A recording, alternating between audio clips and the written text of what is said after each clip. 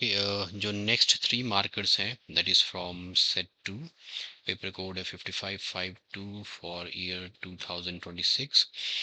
और section C में जो पहला 3 मार्कर है that is different from the set 1। Differentiate between inductive reactance, capacitive reactance and impedance of N AC circuit के बीच में आपको डिफरेंशिएट करना है। तो सबसे पहले जो आपके पास है दैट इज इंडक्टिव रिएक्टेंस। तो मैं यहाँ लिख लेता हूँ दिस इज इंडक्टिव रिएक्टेंस। तो जैसे कि डीसी सर्किट में the resistance offered by the elements is called the resistance, यहाँ पे जो इंडक्टर है it's when in the AC circuit the opposition offered by that to the circuit is called inductive reactance। तो inductive reactance है जिसे हम denote करते हैं XL से। then we have, और आपसे पूछा है कैपेसिटिव रिएक्टेंस, so कैपेसिटिव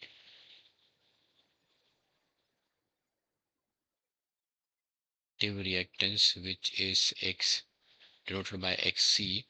और लास्ट में आपके पास है इम्पीडेंस ऑफ AC सर्किट जिसे हम डिनोट करते हैं Z से। तो then we have impedance. Okay, जो इंडक्टिव रिएक्टेंस है this is the opposition offered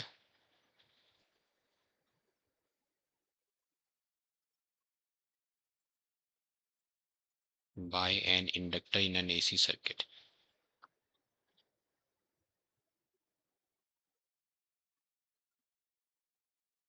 अब डीसी सर्किट में हम रेजिस्टेंस बोलते हैं, एसी सर्किट में हम बोल देंगे inductive reactance. By an inductor in an AC circuit is denoted by XL which is equal to omega into L which is equal to 2 pi into frequency into L। okay, next है आपके पास the opposition offered by the capacitor, specifically by the capacitor। so opposition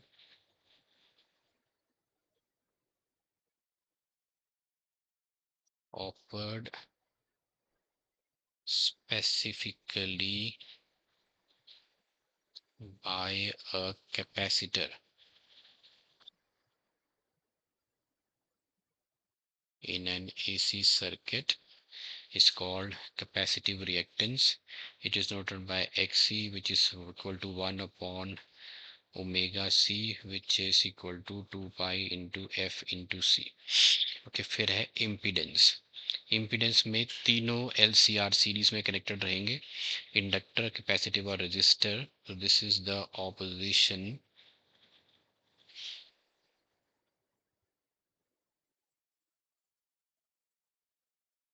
offered by inductor, capacitor and resistor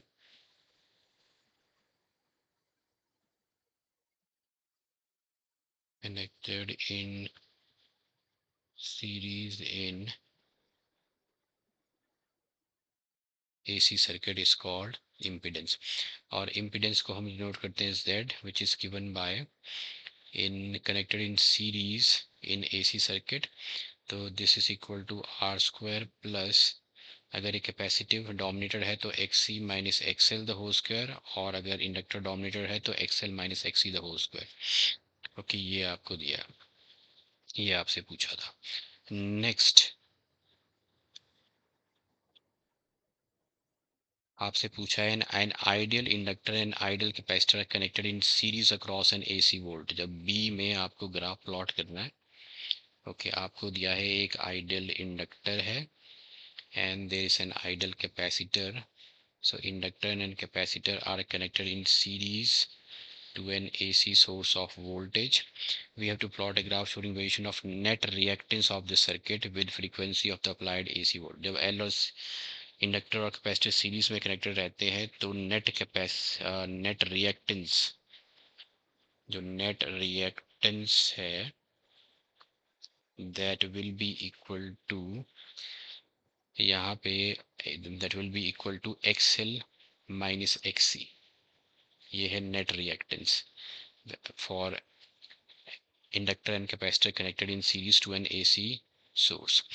okay, तो net reactance is equal to हो जाएगा XL होता है omega into L minus 1/ओमेगा C which is equal to 2 pi into F into L minus 1/2 pi into F into C. अब plot करते हैं हम ग्राफ। ओके, ग्राफ प्लॉट करेंगे हम नेट रिएक्टेंस और फ्रीक्वेंसी का, frequency of the AC source.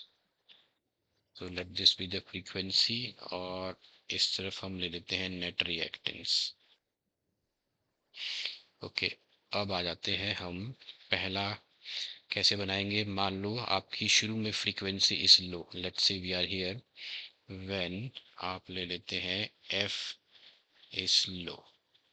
अगर एफ लो है, अगर इधर एफ लो है तो ये वैल्यू बढ़ेगी, और इधर एफ लो है तो ये पूरी वैल्यू जो है कम होगी। तो इधर एफ अगर लो है तो that means X C is greater than XL.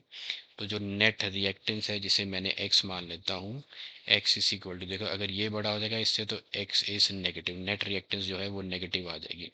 तो इसका मतलब वी स्टार्ट फ्रॉम, ये पॉजिटिव है, तो this we have taken the net reactance along the X Y axis.